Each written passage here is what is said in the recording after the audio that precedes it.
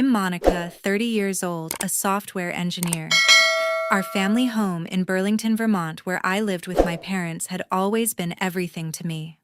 I had poured my heart into this place, believing it would forever be my one safe haven.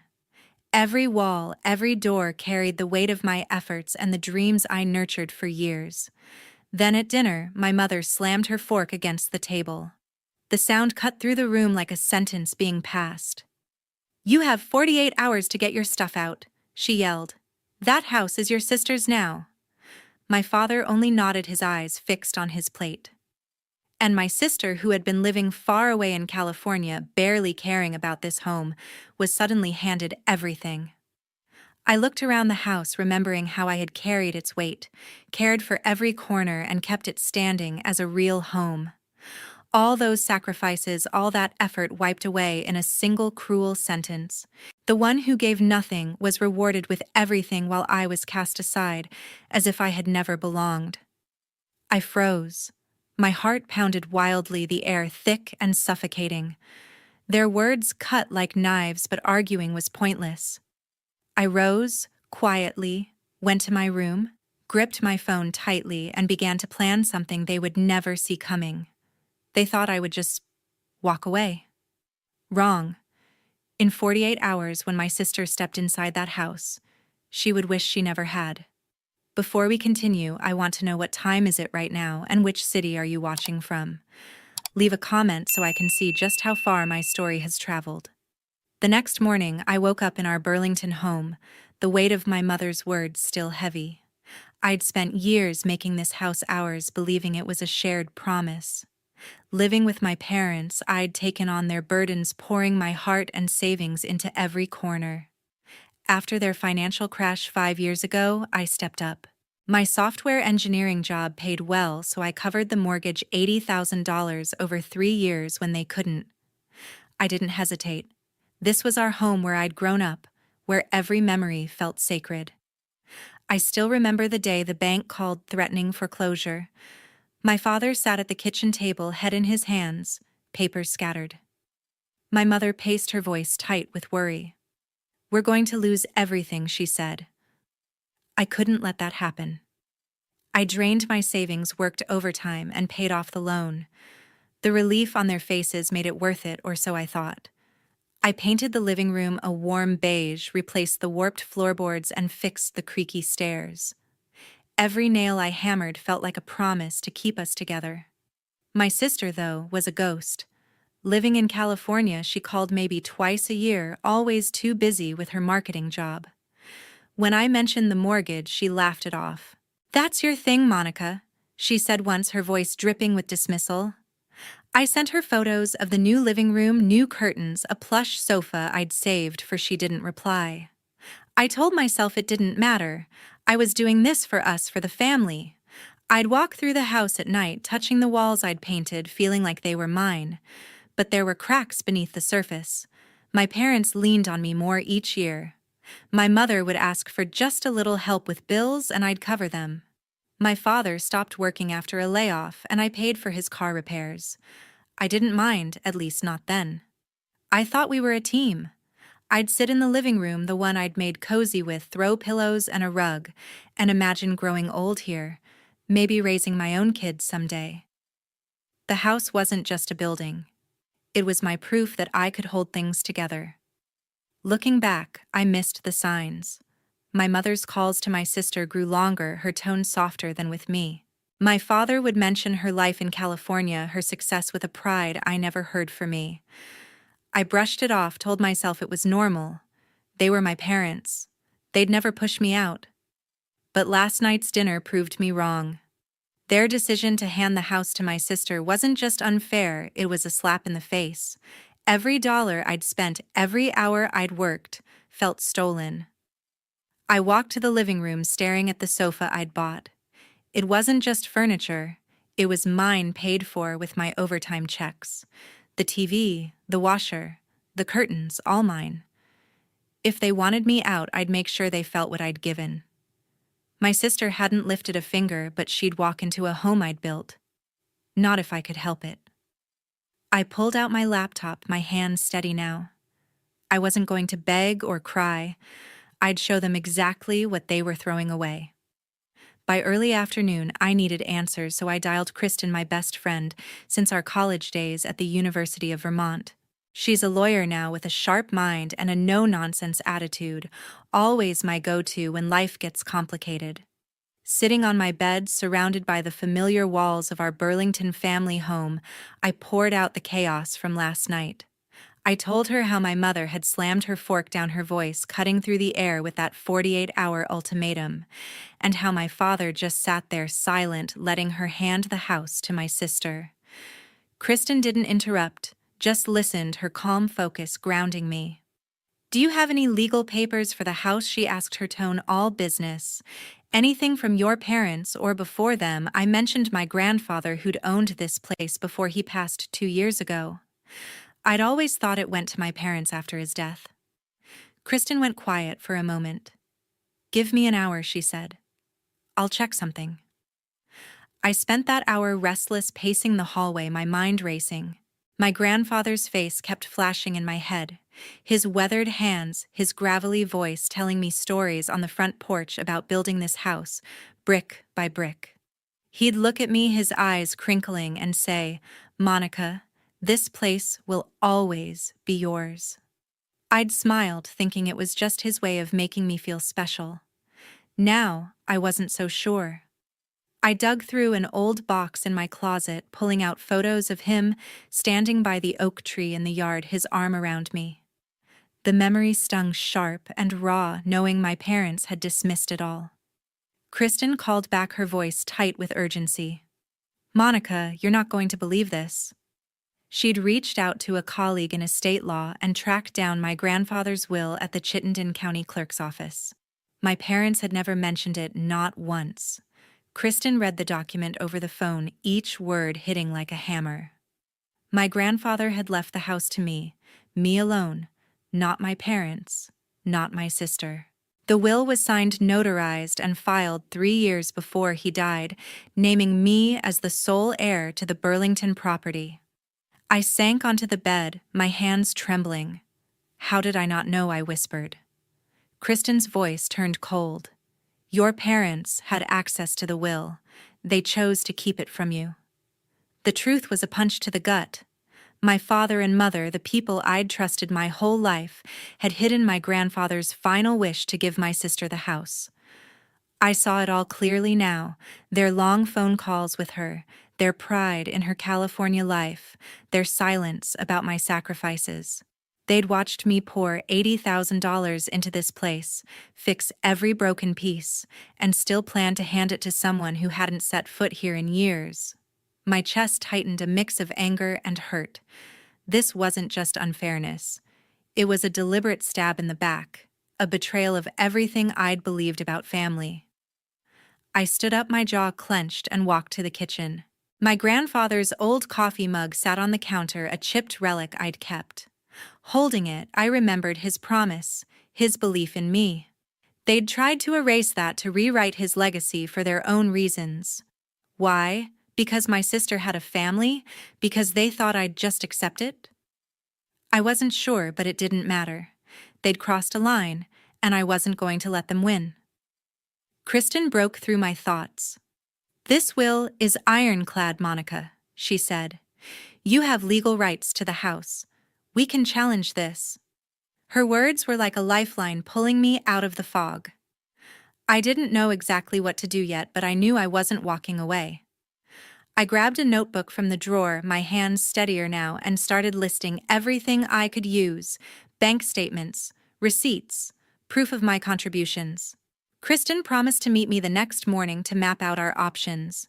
She mentioned a few legal steps we could take, like filing a claim to enforce the will, but we needed to act fast. My parents thought they'd blindsided me, that I'd pack up and leave. They had no idea what I was capable of.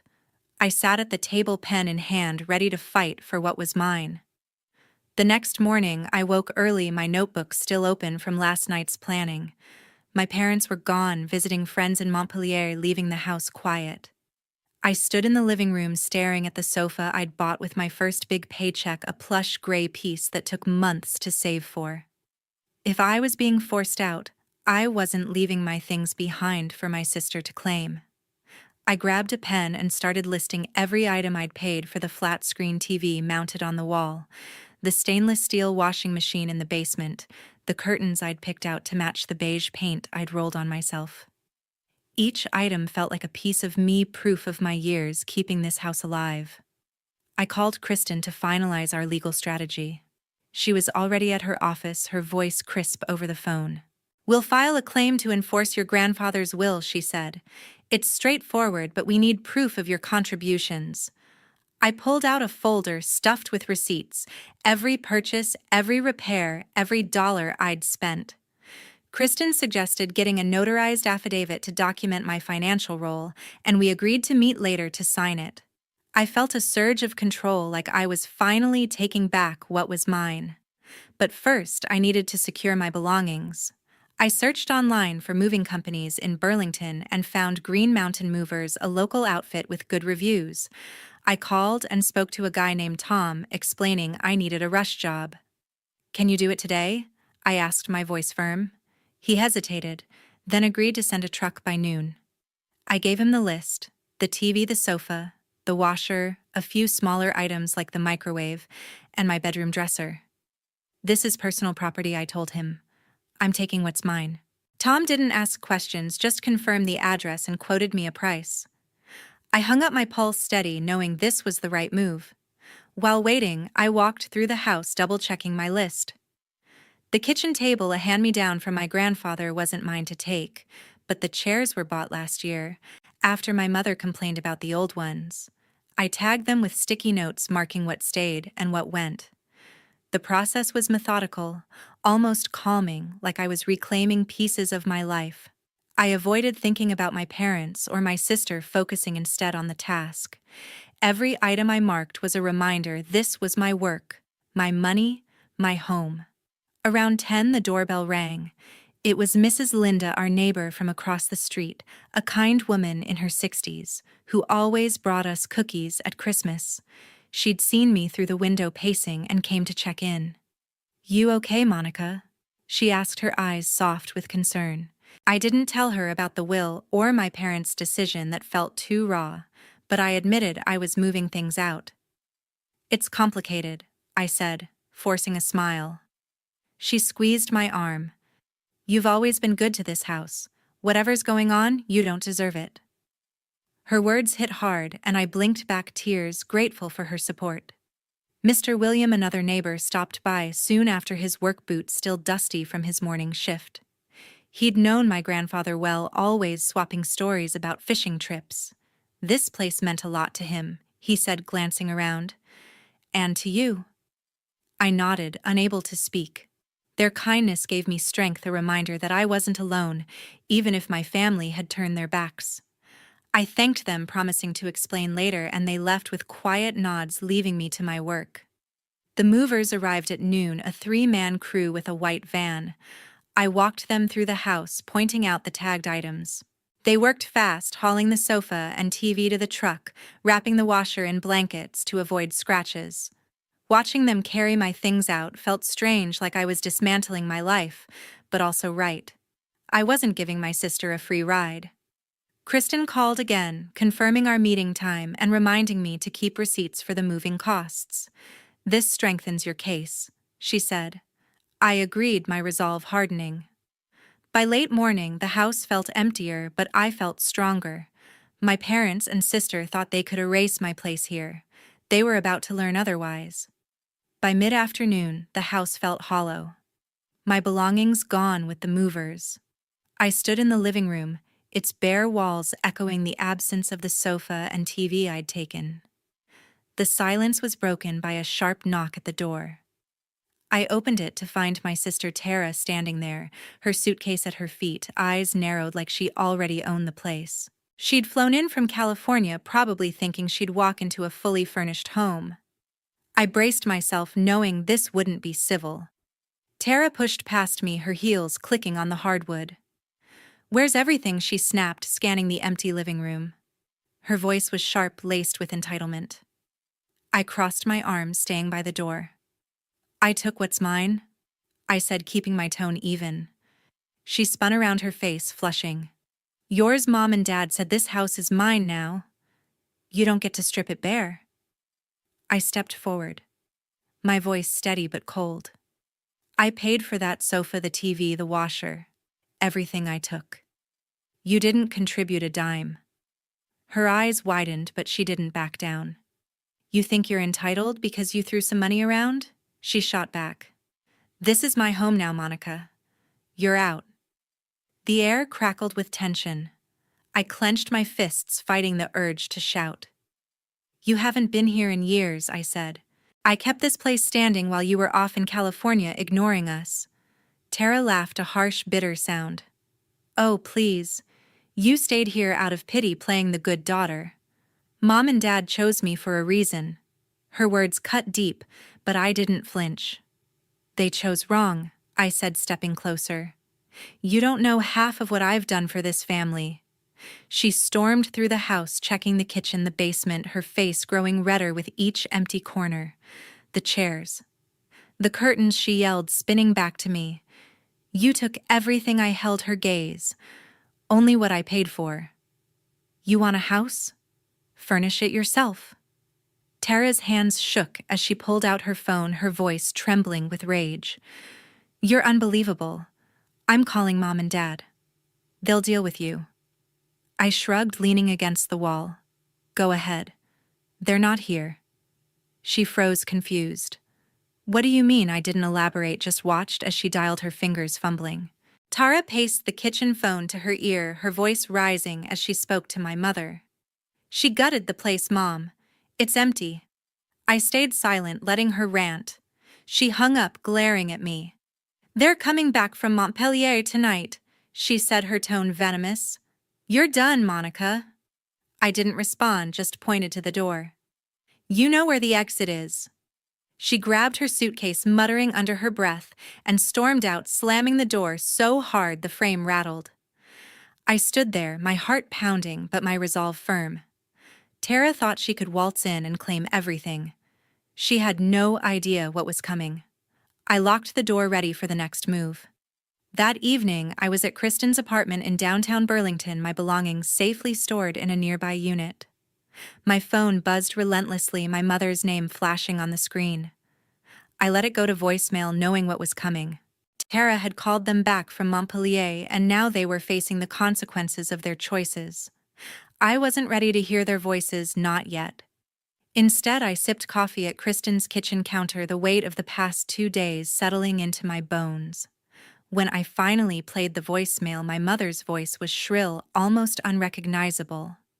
Monica, what have you done? There's a stranger in our house. My father's voice cut in heavy with disbelief.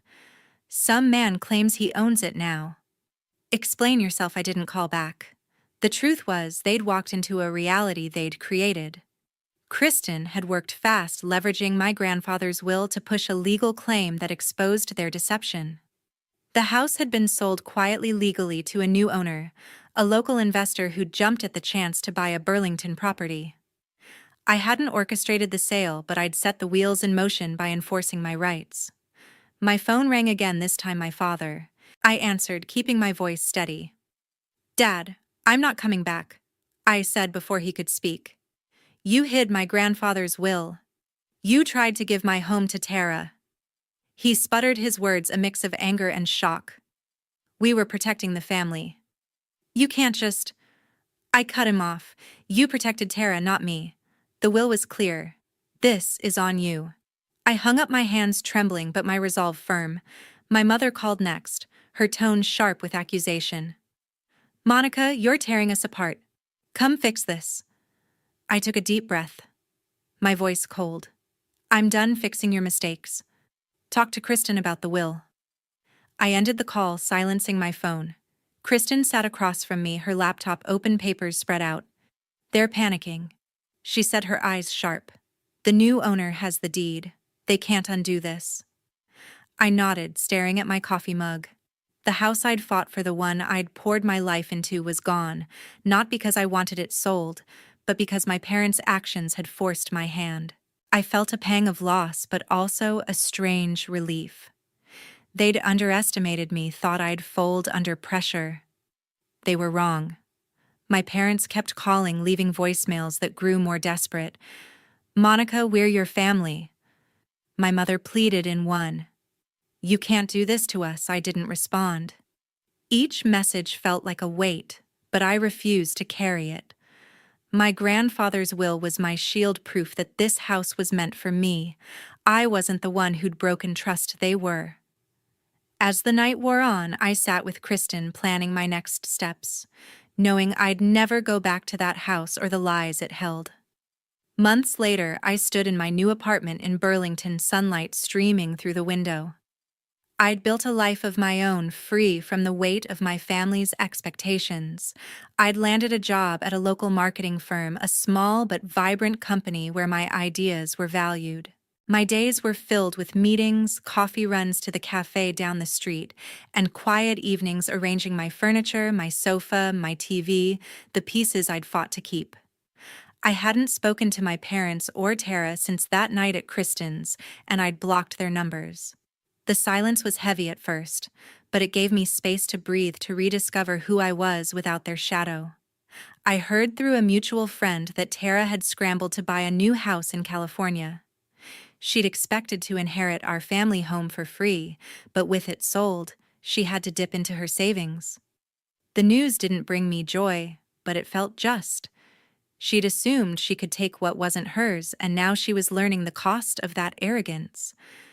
I pictured her in her polished California life, signing mortgage papers, maybe regretting her words to me. I didn't dwell on it. My focus was forward, not on her struggles. My parents faced their own fallout. Without the house, they'd moved into a small rental on the edge of Burlington, a far cry from the home they'd tried to control. Word spread quickly in our tight-knit community. Neighbors like Mrs. Linda and Mr. William, who'd supported me, didn't hold back their disappointment. My parents' reputation, once solid, crumbled as people learned they'd hidden my grandfather's wishes. They were struggling financially too, with no property to leverage and legal fees piling up from their failed attempts to contest the sale. I didn't know the details, and I didn't want to. Their choices had led them here, and I was done carrying their burden. Kristen became my anchor, checking in regularly, her lawyer instincts still sharp. She'd finalized the legal proceedings, ensuring the sale stood and my rights were protected. Over coffee one day, she grinned and said, "You're stronger than they ever gave you credit for." I smiled back, feeling the truth of it. I'd spent years undervaluing myself, pouring everything into a house I thought defined me. But this ordeal taught me something deeper. My worth wasn't tied to that place or their approval. It was in my ability to stand up, to draw a line, to choose myself. Setting boundaries was the hardest lesson. Cutting contact wasn't about anger, it was about protecting my peace. I'd given too much too long, trying to please a family that didn't see me. Now I knew better. I walked through Burlington's streets, past the lakefront, feeling lighter. The life I was building wasn't perfect, but it was mine, built on my terms.